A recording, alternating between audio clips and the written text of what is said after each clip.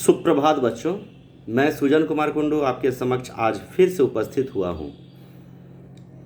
कल मैं आप लोगों के समक्ष नादान दोस्त पाठ का सारांश और कठिन शब्दों के अर्थ समझाया था। आज मैं आप लोगों के समक्ष नादान दोस्त के पाठ्य पुस्तक के 3 प्रश्न और 4 इम्पॉर्टेंट अतिरिक्त जो प्रश्न है उसको मैं बोलूँगा। ध्यान से सुनिएगा। ओके। पहला प्रश्न है, पाठ्यपुस्तक मतलब किताब से देखिएगा। अंडों के बारे में केशव और श्यामा के मन में किस तरह के सवाल उठते थे? वे आपस में ही सवाल जवाब करके अपने दिल को तसल्ली क्यों दिया करते थे? इसका उत्तर होगा, बालपन जिज्ञासाओं से भरा होता है। अर्थात बच्चों का मन जो होता है वह हर चीज़ जानने की इच्छा, जिज्ञासा मतलब जानने की इच्छा, और बालपन मतलब बच्चों का मन। ठीक है। उन्होंने पहले कभी अंडे नहीं देखे थे। उनके घर वालों ने भी उनको अंडों के बारे में कोई जानकारी नहीं दी थी। उनको पता नहीं था कि अंडों का आकार कितना बड़ा होता है, अंडे किस रंग के होते हैं, उनमें बच्चे कैसे पैदा होते हैं, वे क्या खाते हैं, उनका घोंसला क्या होता है। बच्चों के मन में इन तरह का जो सवाल जो प्रश्न होता है वह स्वाभाविक होता है, वह मतलब नॉर्मल होता ही है। देखिएगा, यहाँ कहा गया है कि बच्चों के मन में ऐसे जो प्रश्न होते हैं यह नॉर्मली ऐसे आते ही हैं। ठीक है। एक एक जो कठिन शब्द है उसको भी मैं बोल दे रहा हूँ। ठीक है, ध्यान से सुनिएगा। दूसरा है, केशव ने श्यामा से चिथड़े, टोकरी और दाना पानी मंगाकर कार्निस पर क्यों रखे थे? कार्निस पर चिड़िया के अंडे थे। केशव और श्यामा ने सोचा कि अंडों से बच्चे निकल आए होंगे, उन्हें धूप से बचाने के लिए छत बनाना पड़ेगा, इसलिए टोकरी मंगाई गई। चिथड़ों से उनके लिए गद्दी बनाई गई। दाना पानी मंगाकर उनकी भूख मिटाने का प्रबंध किया गया।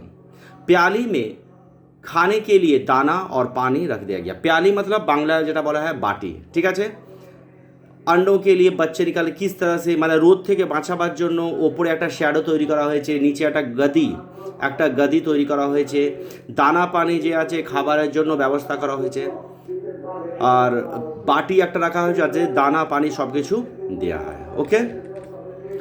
अब देखिए तीसरा प्रश्न है, केशव और श्यामा ने चिड़िया के अंडों की रक्षा की या नादानी?